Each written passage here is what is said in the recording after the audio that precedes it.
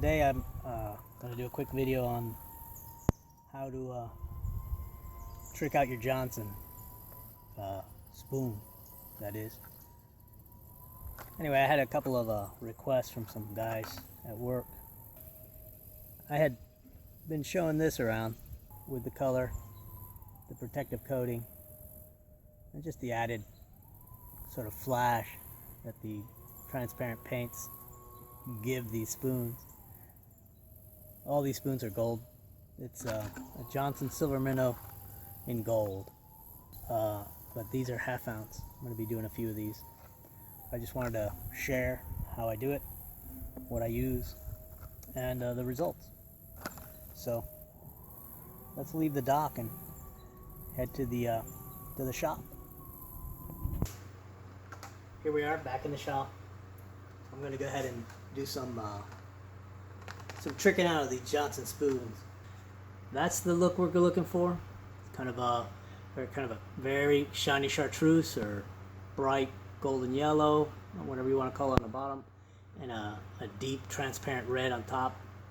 An eye shadow, a little bit of halo around the eye, and the silver flat eye. Using very simple flat eyes. I don't like the 3D eyes on these. There's also a coat of clear coat. One coat of clear coat doesn't add much thickness to it, doesn't change it at all, but gives it a nice hard finish against teeth and rocks. Two things: keep your painted surface clean. Clean it first, and then don't touch it. It's a good idea to have that habit. I like to clean with alcohol. These guys, this is a little spray bottle I pick up at Harbor Freight. Actually, they come in little packages of 3 for a couple bucks. You can't beat them. They come with a little spray nozzle, and these I've got for other storage. And guess where I get these? Harbor Freight. Really inexpensive. They're like on sale. They're like $6 a box, and you get like 100 pair. Actually, 100 gloves. I guess that's 50 pair. You get a little alcohol. And I'm going to go ahead and just wipe this down. So what I like to use, and what really does the trick, is transparent paints. Whatever color you choose. Anything on a really mirror finish like that with transparent paint really gives you just a real professional look, and just a really neat effect that doesn't dull down your flash, right? That gold spoon is supposed to give you a lot of flash on the way through the water. Alright, so first thing I'm going to do is I like to start with the lighter colors first. So I'm going to go ahead and do bright parakeet transparent yellow. Alright, so I'm going to do a little bit of a test. So now I've got to put on my Dexter glasses so I can actually see what I'm doing. Oh, hey, that's me. Holy crap. Alright, so what we're going to do next is I want to try to figure out if there's any kind of asymmetry on this thing. And so I'm going to take and go across this surface with red and this, which I'm calling the bottom, with the bright yellow. That'll give it a kind of a... What the hell? Who bought these glasses? Anyway, I'll start with the yellow. I'm going to give it a little quick coat and then I'll show it to you.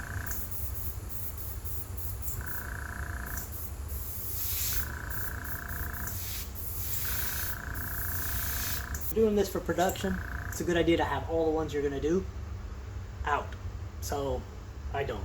So apparently I'm not doing production. So you can go through that one color at one time, and you don't have to switch back and forth. So right now, it's just starting to look a little yellow. Let's go some more. One of the really cool things about the transparent paints is that since they let color and light through, they blend color. Right? To the eye, it looks as if there's a third color. Once you overlap the yellow and the red, you end up with a faded orange in the middle. Kind of a cool effect with almost no effort at all.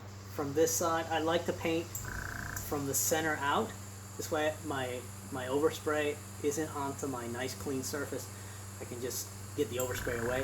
This is a little more difficult to do that because of that wire, but I'm going to give it a shot anyway. I really want to get it. I'm going to get this little bit of an edge, and I'm going to shoot away from the bottom of it towards the more intense color.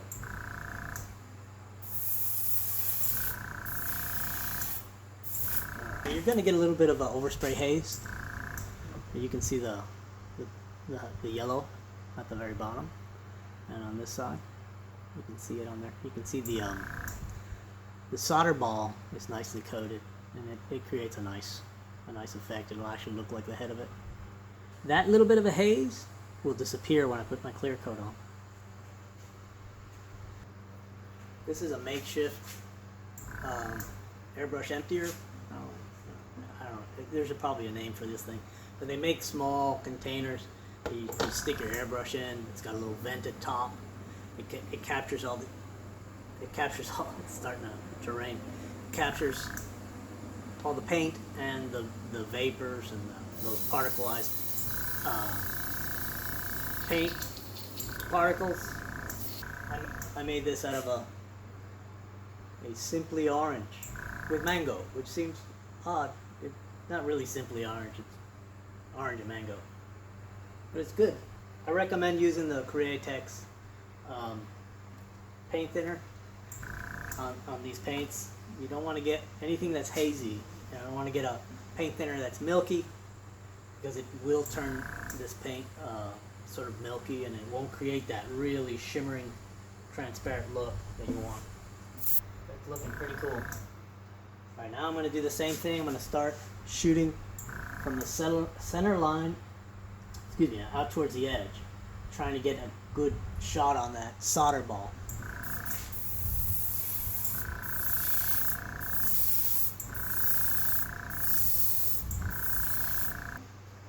Light coats.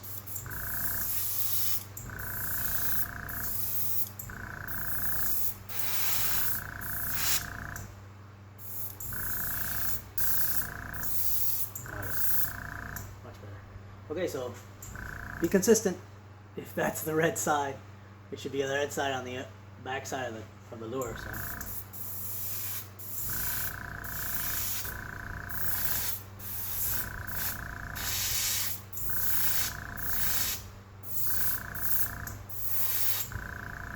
I like to get that little hard edge. It's tiny. It's maybe a 1/16 of an inch, maybe a 32nd of an inch wide, but it really makes a difference to get that nice continuity of paint.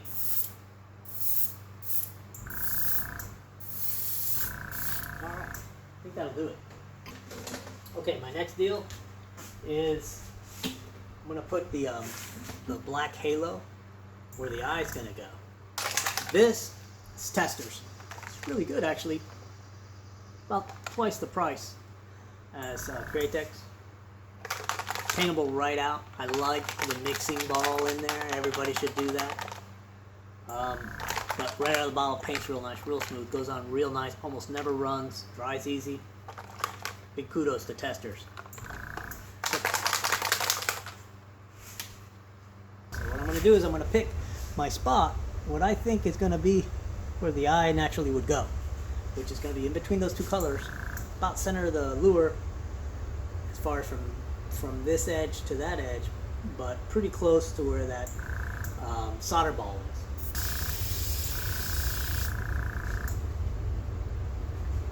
That's a pretty good start.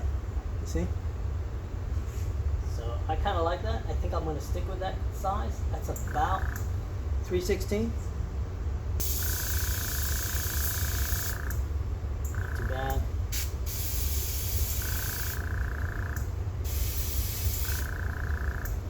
And there you go. You see, I got it up underneath that wire. Kind of a trick to do. All right. Well, that's all the painting. So what's left now is let's get this paint hard enough to put the eyes on. So now let's put the eyes on. So I'm going to do, you can use a couple of different methods. I like using really fine tweezers for the eyes. So I guess I could get a little closer. I don't know. So I'm going to pull this off the back very gingerly. I'm going to grab it just on the very, very edge.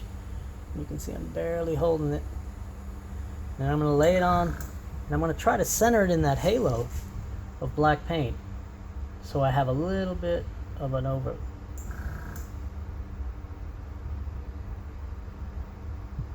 How it has an eye and a little bit of an eyeshadow. It gives that eye a little more depth in reality. So let's get the other side. Now I've already kind of damaged the paint a little bit. I don't know if you can see it. I put a couple little scratches in it. It kind of ticks me off. They're small enough though. I'm not gonna worry about it. All right, so that's that. What's next? Now, believe it or not, I like to give these guys a little bit of heat. Give them a little squeeze. Now I'm using UV clear coat. And here's another little hack. If you look real close, you can see all my hash marks, like a prisoner marking off days. That helps me sort of map out my production, how much I can get out of a small bottle like this, so I know how much to buy. They sell it by the pound. This is like 2.5 ounce, I don't know what the hell it is. It is, I don't even think it has milliliters on this thing. They do sell it by the, oh, here it is. It's a quarter pound. So it's like a hamburger. I don't know. Let's go to it. Okay, one of the things I like to do is I don't like to put on a thick coat right away. I like to get the brush wet and just sort of smear and put what, you know, automotive painters call it a tack coat or a stick coat. See, I haven't dipped the brush in anymore. Okay, and now I'm gonna just brush free anything I embedded in there, which sometimes you embed some bubbles. Okay, now this is like just an absolute skin coat. You don't want to leave it like that. So now you get a good halfway decent load on the brush, not much, and then coat it. And that probably about 4 of those little loads will give me a nice even coat.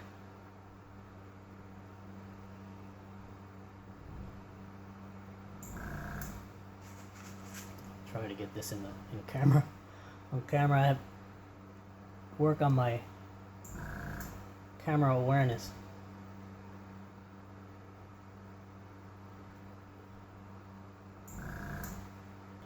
If you hold it in one direction for a long time, it will sag. So don't put too much on there, because it'll sag on you bad. Make sure you got plenty over the eye. You want to protect those eyes. Which, by the way, you should wear eye protection when you're doing this stuff. A little splash on the eye will definitely wake you up. Alright. So now, there's some tiny little bubbles in this. I don't go out of my way to get them out. And I'll tell you why. You can, there's some simple ways. Actually, carbon dioxide will get it out of there. And you exhale carbon dioxide. So you can just exhale on it. And if you've been drinking, they come right out. Or even if you haven't, actually. But you can just wait, because the nice thing about this stuff, it doesn't start to set up until it sees UV or ultraviolet light. That's what I like to do. So what I'll do now is I'm going to put it on the drying rack, and I'll show you. Okay, so this contraption here with all the foil in it is my drying rack. It's my ultraviolet drying rack. I also use it to dry non-ultraviolet, because you can just not turn on the lights, the bulbs, and I just have it spin. What spins is that plate right there, which is made from in true DIY fashion. It's made out of a 5-gallon drum lid with some foil in the middle and some CPVC end caps. And so the ends of this is a CPVC, so it goes in friction and sits in there right now. So what I'd like to do is I'll just set this in here.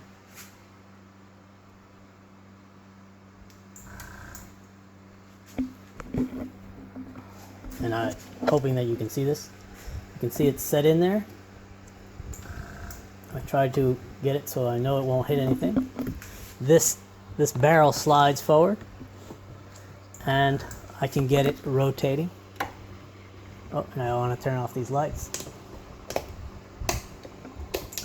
Okay, so lights are off. So what that does is it allows this thing just to rotate, get that coating nice and even, and slowly those little bubbles will just disappear. So I'll give it about 6-8 minutes. Then I'll turn the lights on and they'll set up. Normally, I try to do a batch, so I'm not wasting a bunch of electricity and actual hours on those bulbs because they don't last that long. And then I'll show it to you after it's done.